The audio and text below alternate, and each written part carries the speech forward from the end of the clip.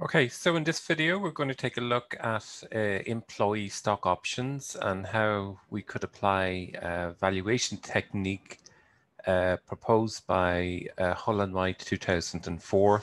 So a classic, well-known approach to valuing American or employee stock options that have both American and European properties is to use here Hull White 2004.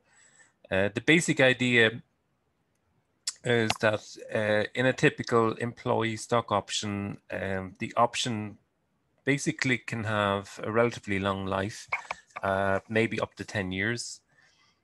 Typically, over the course of that life, there's a vesting period, which means the holder of the option, so the option, the employee stock option, is issued typically by the company and then given to the employee. And in the initial phase, the vesting period, the employee or the executive don't have a right to exercise the option.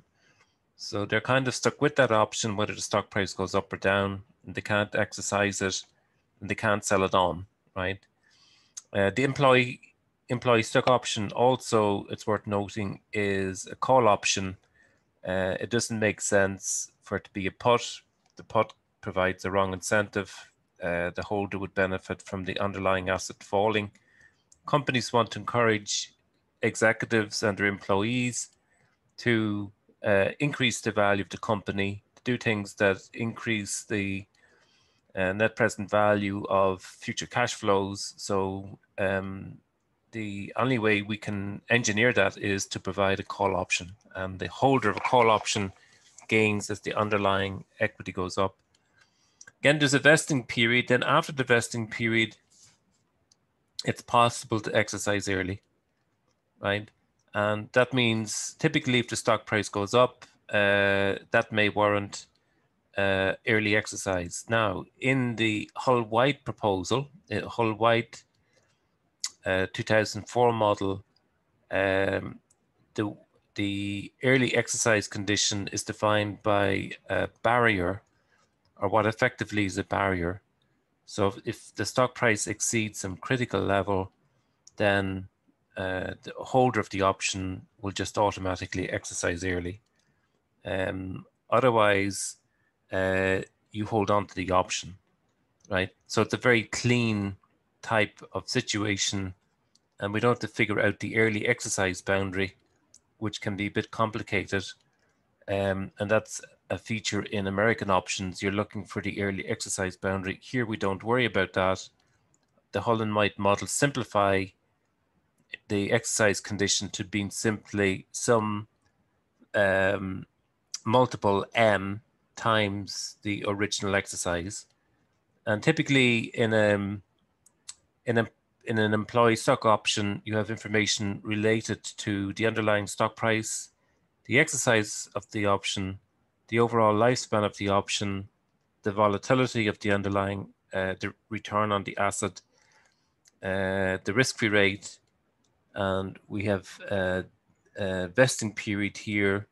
M is equal to, so the multiple, if the stock price exceeds 1.5 times the value of the original exercise, K in this case, then we automatically exercise once the we've passed the vesting period.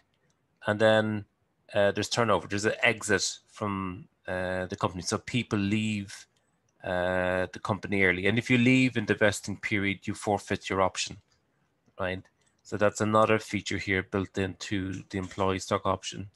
Now, interestingly, Cvitanic, Wiener and Zapatero have developed exact values for the option. So with the parameter values that we're given here, we can look at or get true values which have been provided to us by Cvitanic, who helped us out in the early stages of developing the model. And for different, so if we consider here the table, basically these are the values that we're considering. That's what we have in the initial case here.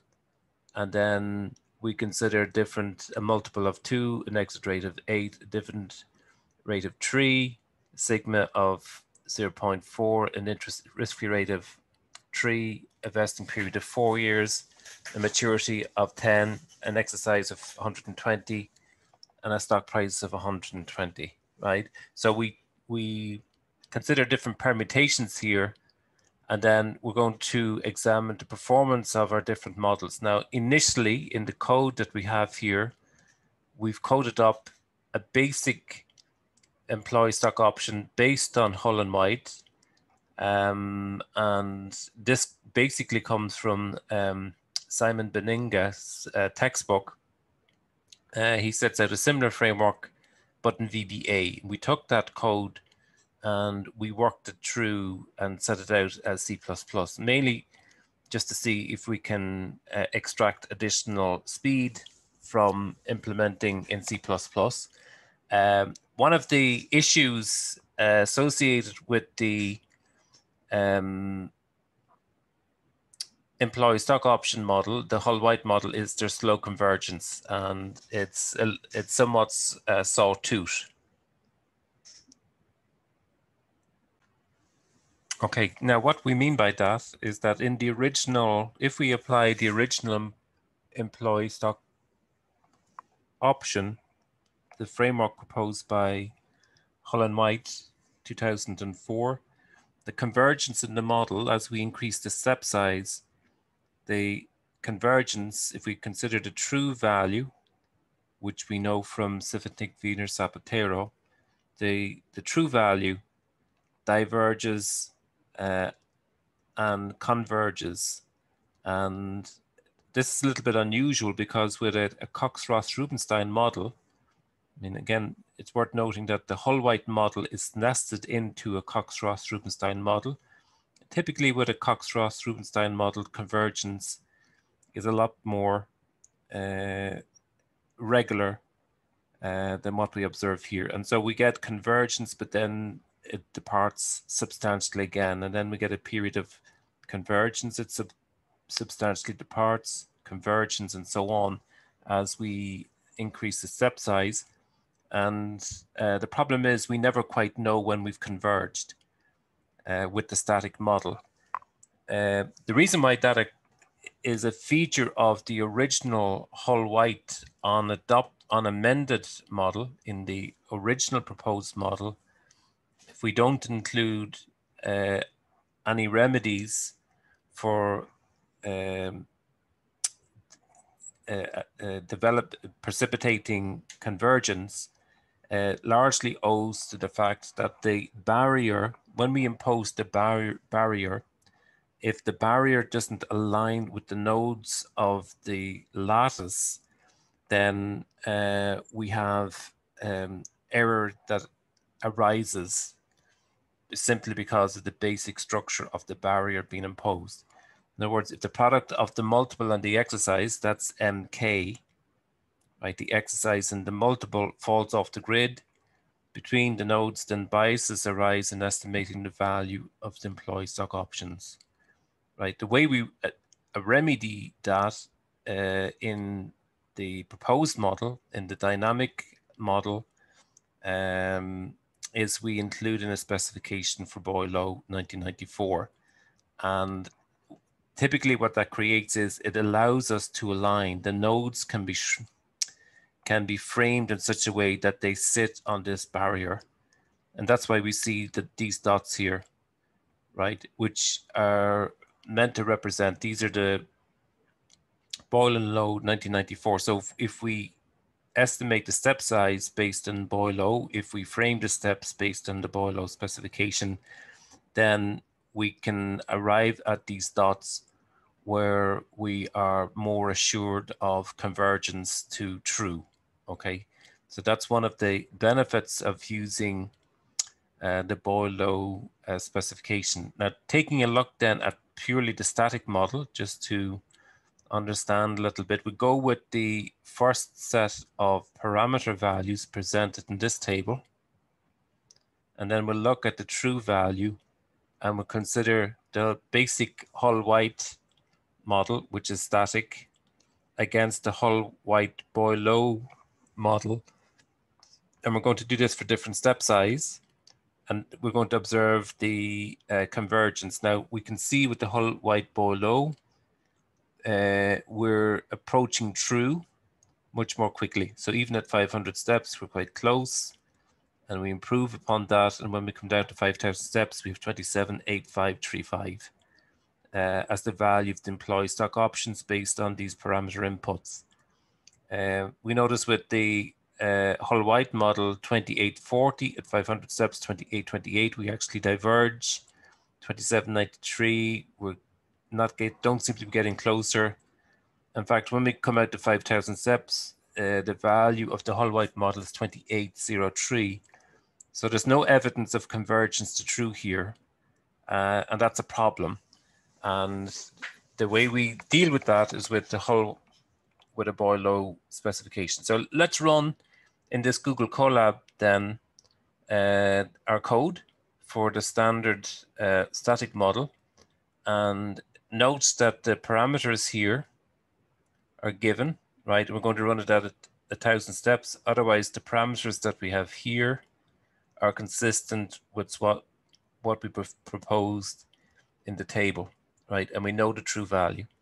And then when we, again, to run C++ code in Google Colab, you just prefix in front of the C++ code, the double % right file main.cpp, and then that'll run set up the script. But to output the script, right, we use this command, and we can see here we're getting 2824 for the static model at 1,000 steps. So let's make the comparison then with the actual the output from the table, and you can see at 1,000 steps we have 28, 28, 24, 28, 28, 24. Now, if we run the dynamic model with the Boyle Lau specification, we get 2785, 2780, which is closer to true. And we can do that below. Come down, we have here in this cell Hull-White model, it's Boyle Lau, and the code is dynamic. Okay, so let's execute that code. Now again, note we're using the same parameters with 1,000 steps, right? So we run that execute, and then we output down below, and it should be faster. And we're getting 2753 at 1,000 steps. Let's make the comparison against our table. So we have here at 1,000 steps, 27,853. So the results are consistent with the Hull-White Boyle Lau model, and it would appear that we're closer to the true value when compared to the static model. Okay, now next we'll run at 5,000 steps. We'll increase the number of steps into 3 to 5,000, and we'll execute our code, and then we'll observe also the time it takes to output our results, and we get that readout here, right? And that's going to be important. And we get 280345 at 5,000 steps, right? And when we look here, we have at 5,000 steps 28.0345, right? So that's the same, 28.0345, 28.0345, and notice that it took 2.89 seconds to execute. If we come below, run the same code, but make sure we put in 5,000 steps into our tree. So we increase the number of steps. This will take longer normally, although it seems quite fast here in Google Colab, right? And that's just a feature of the amount of processing power you get with Colab. Worth noting that the Colab here provides us with GPU and TPU and so on. So we have a lot of processing power here. Okay, so we executed that, but we want to output then the result here, and we're getting 2785.35. Let's compare that to our actual table. And note the number of seconds is much less. Now it's 0.404. Compare that to the static model. It's much less in terms of speed of estimation. It's speeded up. And in terms of comparing to the table, 27.8535, 27.8535. So that's consistent. Now, if you want to take a look at the paper, there's a link to a URL link to our paper. So if you double click on that, it'll bring you through to the paper and can download that at SSRN, right? So the full paper's there. It's worth noting that if we run our model again and we increase the number of steps, let's take it up to 15,000, which is quite a big substantial tree. So let's go with the static code and run again at 15,000. Let's try 20,000, right? That actually is quite a big estimation, right? Okay, so let's run that and come down and take a look, right? And it should be closer to true. The reality is, even at 20,000 steps, you're probably not going to converge with this model. And that's, remember, true is 27.8551. We've increased to 20,000 steps.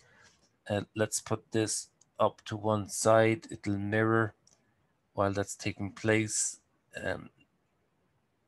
Or maybe it's simpler to pause. And just note the time is 10:12 when we pause. Okay, and we've resumed recording, and you can see the model, we get 27.89, and it took 51 seconds for that to execute.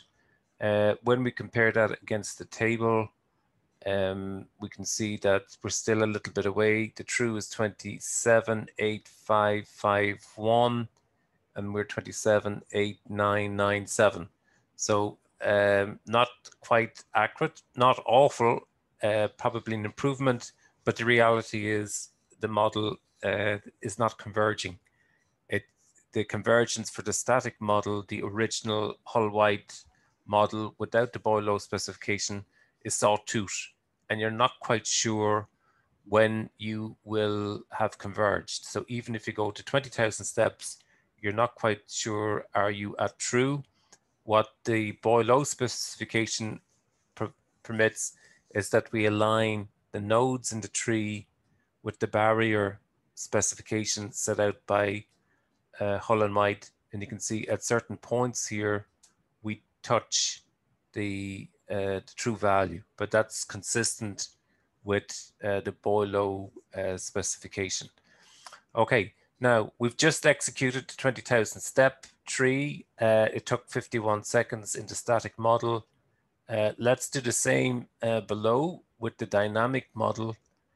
Also important to note here, it's dynamic and it's truncated. The zero region is truncated here. So how the code differs is that in the dynamic tree, we've actually truncated out. We've cut out the zero region and the early exercise region. Okay, now that's going to take a little while also. We'll take a look, but the main success we observe with the Hull-White model, the Hull-White Boyle Lau model, relates to being able to truncate. Now, again, comparing the value here for the, so 27.8552, that's close to true, but also note the speed compared to the static model, right? So we're closer to true, right, which is the major plus, but also the speed in estimation has been improved quite dramatically using the Hull-White Boyle Lau dynamic model. Now, to explain why the model is faster, we should note how we're able to increase the speed, and that stems from our ability to. So we achieve efficiencies in our model through truncation, and just to demonstrate a little bit how the Boyle Lau specification improves. So the dynamic specification improves. Then we'll just come down to a graph that explains a little bit the truncation process. So embedded in our dynamic model, our dynamic model is faster than the static model because it goes, it doesn't contain all the nodes in an array in the estimation. It moves dynamically through the tree as a set of lists. So the largest amount of memory used at any one time is just the number of nodes here with the dynamic model. But with a static model, you must create a memory space for all the nodes, and for all the mathematical operations involving those nodes, you're using the entire set of nodes at one time. That's very inefficient. So the dynamic model is obviously better. But another reason why we're getting such a dramatic speed improvement in the estimation is not purely related to the dynamic use of memory in this Hull-White Boyle Lau model. It also relates to the fact that this particular model that we've set up truncates the zero region. So you can imagine with a call option, there would be a zero region down here. We're going to denote here in terms of the green nodes. And then the early exercise, remember that once we exceed, this is m times k really, right? So once we exceed the multiple of the exercise, maybe we should have referred to this as k, then we get early exercise. So none of the nodes here, in fact, are useful for estimating in the backward recursion process to estimate the value of the node here. So this section is redundant, we throw it away. And this zero region of the tree also we throw away. So we truncate the redundant early region, the upper triangle, in which the option value nodes are equal to their intrinsic value, and the zero region, the lower triangle, in which the option values of each node is zero. So this is the zero region. If the value of S is less than the exercise, and we start off here with a series of zeros, then that produces further zeros, that produces further zeros in the backward recursion process. The zero region or triangle is not going to affect the value here. We managed to truncate that in this model that we've developed here. And the speed then for the model we can see is quite fast. For a 20,000 step tree, it's just 10 seconds. When we compare that to the static model, first of all, we have higher accuracy, but in addition to that, what we observe is the amount of time taken to execute the static tree is substantially higher, right? 51 seconds. So that's 5 times longer to execute the static tree. On the older, back in 2018, when we were developing this model, beyond maybe 20,000, 30,000 steps, it was taking on an old small Mac computer upwards of a couple of hours, and for a 100,000 step, it could take overnight, right? So again, Colab here is offering a lot of processing power, especially compared to relatively old computers, if that's what you have. So the improvement is very significant in speed, but also importantly in terms of accuracy as well. Okay, and Colab is, I will leave a link the video clip to where you can find the links to the Colab, to the paper, and to other information relating to the C++ code. I leave it embedded on a portal where you can open up and execute directly. Okay,